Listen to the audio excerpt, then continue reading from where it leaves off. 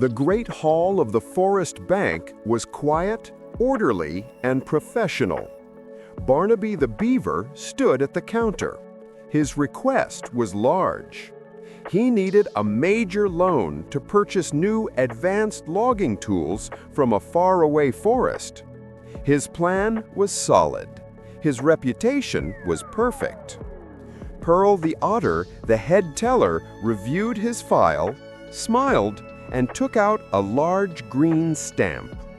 With a satisfying thud, she stamped his application, approved. Next in line was a new character, Ricky the Raccoon.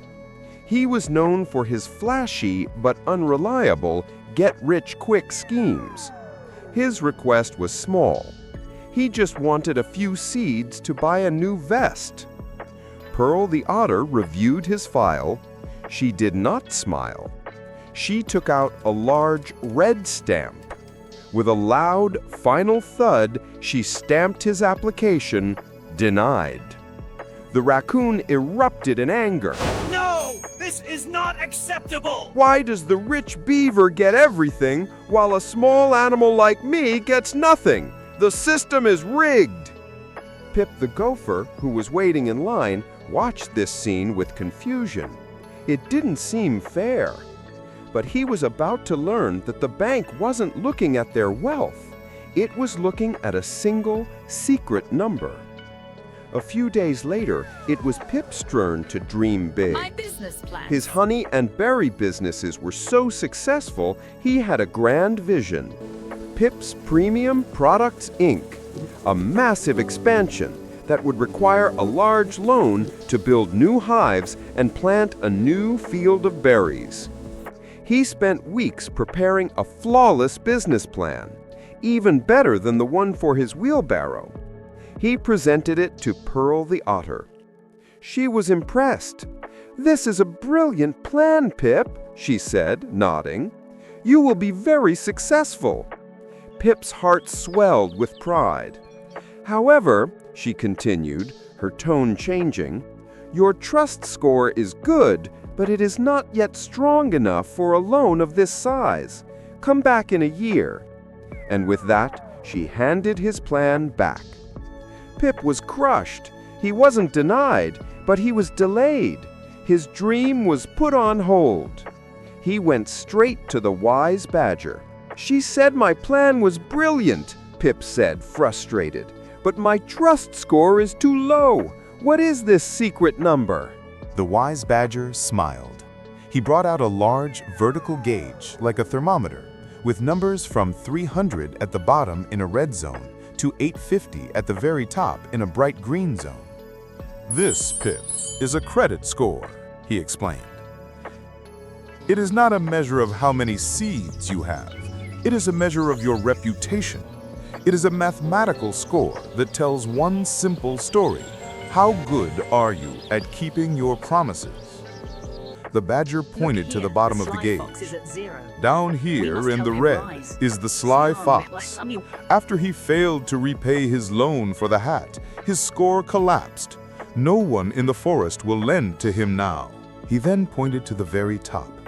"Up here in the green is Barnaby the Beaver. He has taken out many loans over the years to build his business, and he has paid that every single seed, always on time.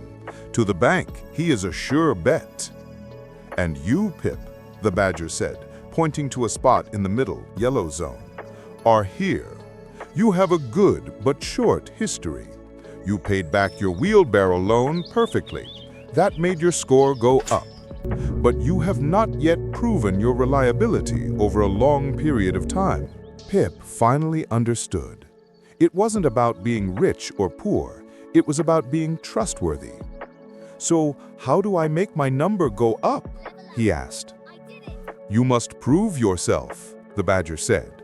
"Take out small, manageable loans and pay them back on time, every single time. Consistency is the key." Pip left with a new sense of purpose. He wasn't just building a business anymore. He was building a reputation.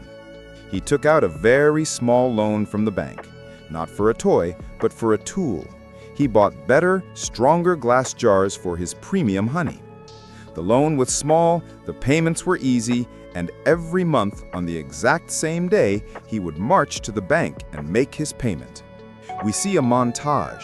With every on-time payment, the needle on Pip's trustometer ticked slightly higher, from yellow into light green, then into a deep, solid green. He did this again with a small loan for better farming equipment. He paid it back perfectly. Perfect. On time. His score went up even more. Finally, a year had passed. Pip walked back into the Great Forest Bank. He was no longer a hopeful rookie. He was a proven, reliable businessman. He placed his grand expansion plan back on Pearl the Otter's desk. She looked at his plan, then she looked at her ledger. A wide, genuine smile spread across her face. She took out the large green stamp. With a loud, triumphant thud that echoed through the hall, she stamped his application. Approved, preferred rate. Pip had not only secured his dream, his high score meant the bank offered him a lower interest rate, saving him hundreds of seeds in the long run. His good reputation had made him richer.